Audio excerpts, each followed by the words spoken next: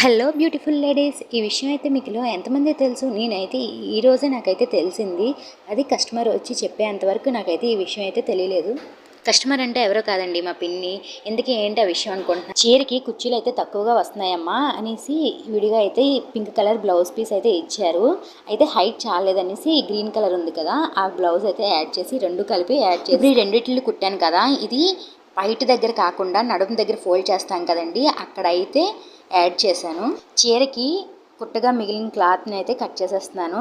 ఇదిగోండి, కట్ చేస్తే పైన పోగుల్లాగా అయితే వచ్చేస్తున్నాయి. పోగుల్లాగా వచ్చేసాయి అనేసి ఇలాగా స్టిచ్ అయితే వేసేసుకున్నాను. ఇప్పుడైతే నీట్గా కనిపిస్తుంది. ఇదిగోండి, చీర అయితే ఇది ఫోల్డ్ చేసి నీట్గా మడత పెట్టేసి మా పిన్నికి అయితే ఇచ్చాను. మనం చీరలు కొనేటప్పుడు కొన్నిసార్లు అయితే చిన్నవిగా వస్తాయి కదా, ఈ విధంగా అయితే ముక్క అయితే యాడ్ చేసుకోండి. కొంచెం లావుగున్నాళ్ళకి కూడా కుచ్చులు తక్కువ వస్తాయి. ఈ విధంగా చేయండి, ముక్క యాడ్ చేయండి. ఈ వీడియో మీకు నచ్చినట్లయితే లైక్ చేయండి, షేర్ చేయండి, సబ్స్క్రైబ్ చేయండి. Thank you for watching.